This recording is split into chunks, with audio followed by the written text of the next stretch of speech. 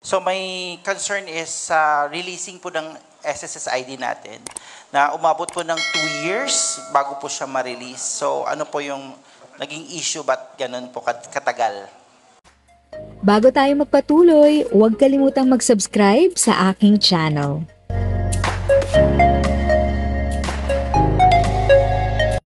Thank you sa pag-click ng aking video. Good day po sa lahat ng mga nanonood. Sa mga bagong viewers at napadaan lang, by the way, I'm Tita Eda. Welcome to my channel.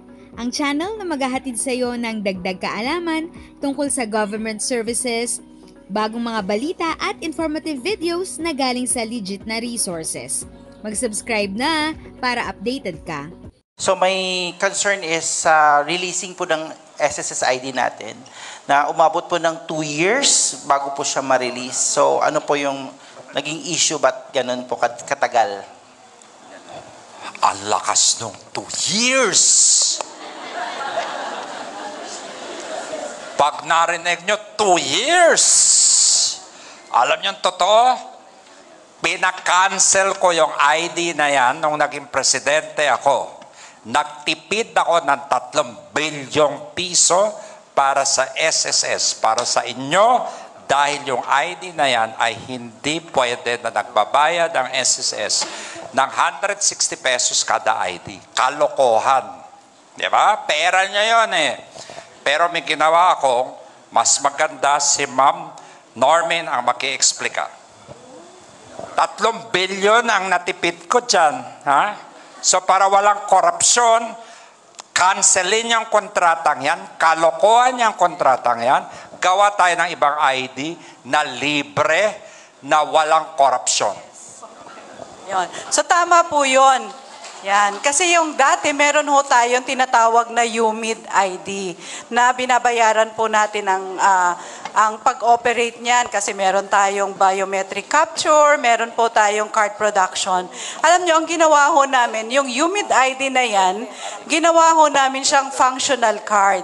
Maging UMID ATM pay card. Kasi ang benefits, ang loans, and even the refunds po ninyo sa SSS, lahat ho ngayon, hindi na ho tayo nag-check.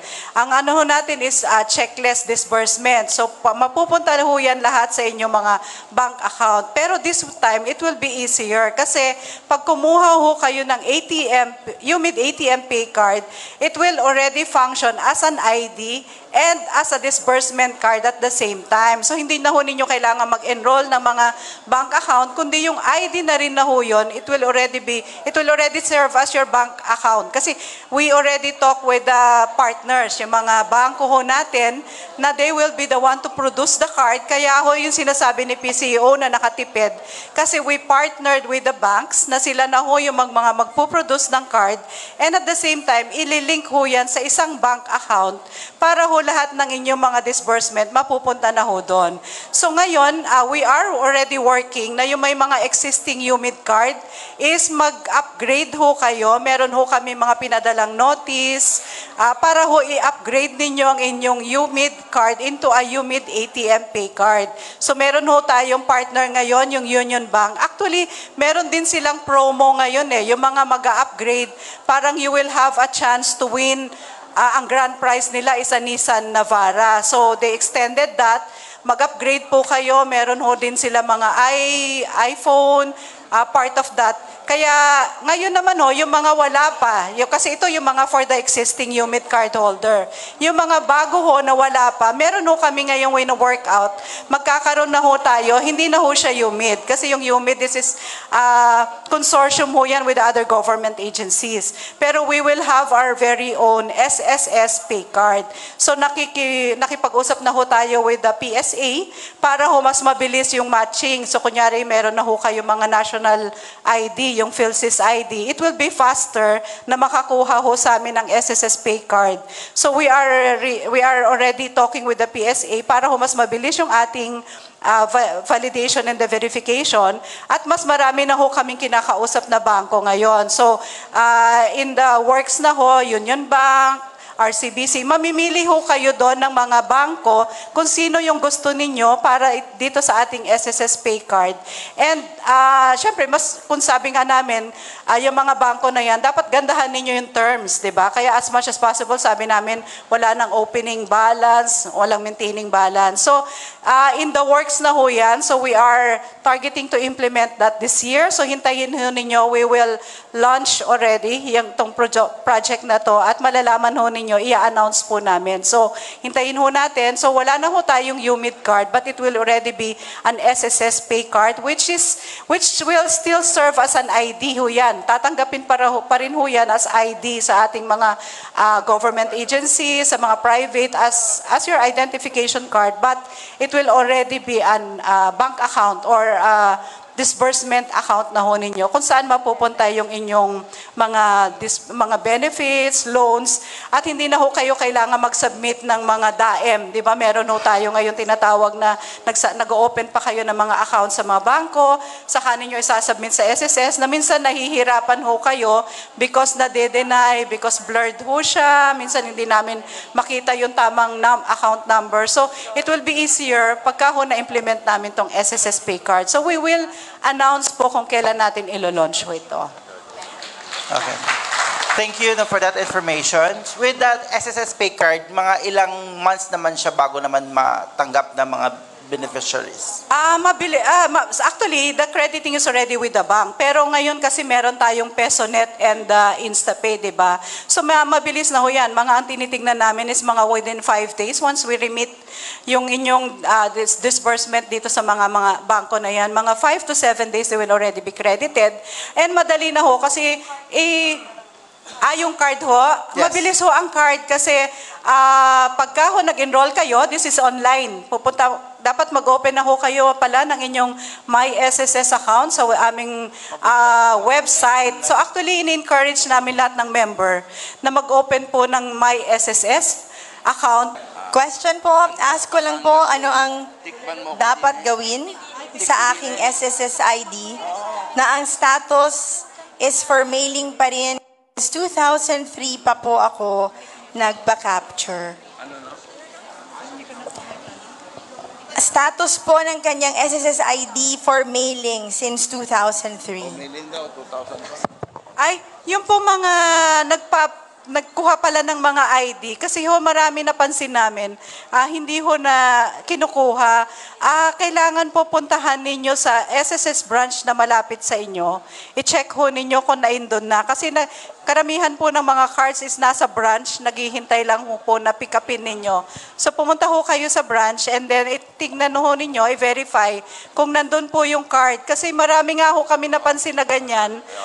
Hindi ho nila kinukuha, marami yung nakapending. So puntahan lang ho nila sa pinakamalapit na branch. Ganito po yun. Hindi, ganito yan. Marami nag-a-apply, no? Ngayon kami naman kasi dati, obligado kami, ipadala namin yung mga ID nyo sa mga address nyo. Bilang pagpapatunay na talaga yung binigay yung address, babalik sa inyo yung ID. Ang nangyayari, hindi namin alam saan nangyayari, kahon-kahon ang bumabalik sa aming ID, return to sender, address cannot be found. Nandun doon yun, nandun doon. Kaya pag medyo hindi nyo natagalan, di nakita, pwede kayo magsadya sa amin, makikita yung mahahanap na nakakahon yung ID nila. Ayun yung tinatawag RTS, Return to Sender. Kahong-kahon yan.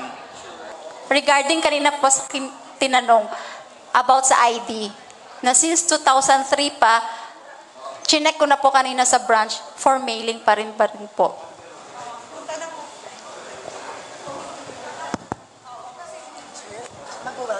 Yun po yung sinabi kanina, na tinigil na ho kasi natin yung pag-mail. So pinadala ho lahat ng mga ID, kung saang branch kayo nag-apply, nandun po yung mga ipinadala ho namin para for pick upin na ho ng ating mga miyembro. So pumunta po kayo, saang branch ho kayo nag-apply? Antique po. Antique, so baka puntahan ho ninyo sa Antique, baka nandun na ho siya. Kasi meron ho tayong mga pinadala, yun yung sabi ni EVP kanina, mga kahon-kahon. Kung wala pa rin ho yung card doon, ibigay ho ninyo yung inyong SS number and name. Yung branch po, pwedeng paki-email ho sa amin yung detalye para hanapin ho namin kung nasaan po yung kanyang card.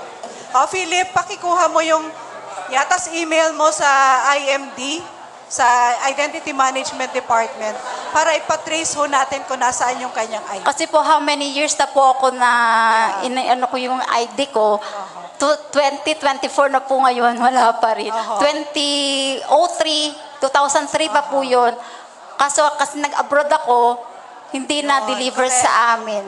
Kasi nga ho, yan ho yung mga sinabi natin na nag-return to sender. Kasi either wala ho kayo nung dinala sa inyo or minsan ho may mga maling address. Yun nga po. Ipinalik ho yan sa SSS. Kaya ngayon ho, hahanapin ho natin kung nasaan at mag-advise ho kami.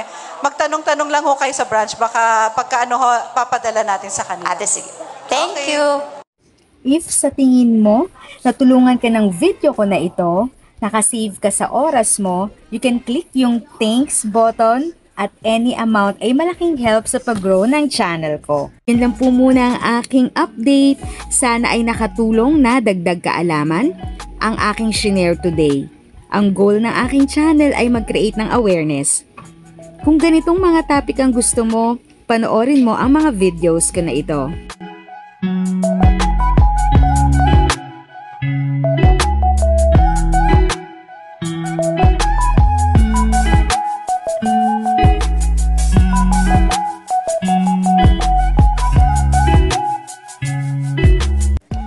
Thanks for watching! Kung may kapamilya, kaibigan o kakilala sa tingin mo ay magiging interesado sa video, please share or tag sila sa comment section. At syempre, if nagustuhan mo ang video, i-like mo na ito at subscribe ka na din. As always, feel free to write your questions, comments, and opinions respectfully. And continue to be a blessing and stay safe!